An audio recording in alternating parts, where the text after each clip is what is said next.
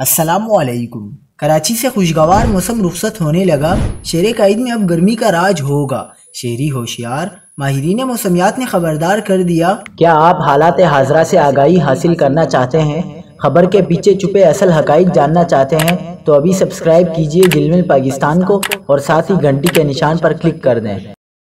آپ کو بتاتے چلیں کہ کراچی میں آج اور کل مطلع جزوی بارآلود رہے گا، جبکہ آئندہ 3 روز موسم گرم اور مرطوب رہنے اور درجہ حرارت بڑھنے کا امکان ہے۔ محکمہ موسمیات کا بتانا ہے کہ شہر قائد کا زیادہ سے زیادہ درجہ حرارت 33 سے 35 ڈگری سینٹی گریڈ تک پہنچ سکتا ہے اور جنوب مغرب اور مغرب سے ہوائیں چلنے کا امکان ہے۔